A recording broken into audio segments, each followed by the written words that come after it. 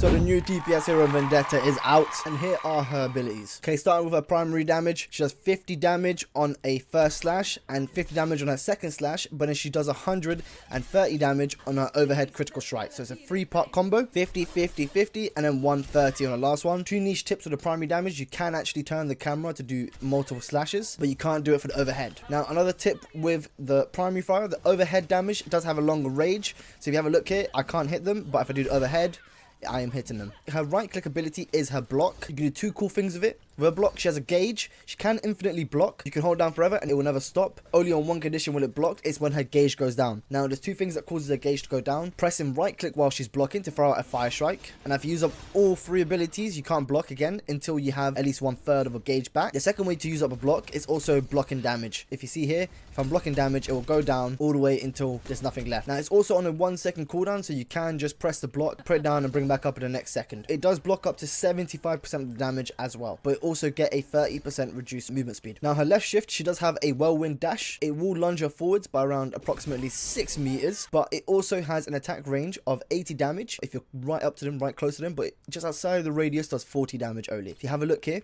I'll do up to 80 damage to this bot here, and I'll do up to 40 damage to the other bot. Her last ability is the soaring slice, where she throws her sword up into the sky and then she picks it back up. It's on a 6-second cooldown. Now, the cool thing about this ability, it will activate the overhead slash. If you can see there, I do a little lunge and I activate it by pressing right click. You don't have to activate the overhead strike if you don't want to, by just simply not pressing the right click damage as well, because it does lock you in an animation very temporarily. Now, it does do 50 damage if it's thrown at a target as well. Getting into her last ability, her ultimate ability, it has 3 different stages in her ultimate ability. On the first stage, it's 100 damage on a direct hit and then 50 damage on indirect. Second stage, it's 200 damage on a direct hit and then 100 damage on indirect. And then her last stage, 400 damage on direct hit and then 200 damage on an indirect hit. Throughout the stages, the range does increase, as you can see right here. If I throw myself up, the range increases and the radius does increase as well, and the damage does increase as well. If you do live the attack, you will get knocked back as well. You can do it in the air or you can do it right on the ground, but you do get a movement speed and you can swap shoulders just for better view.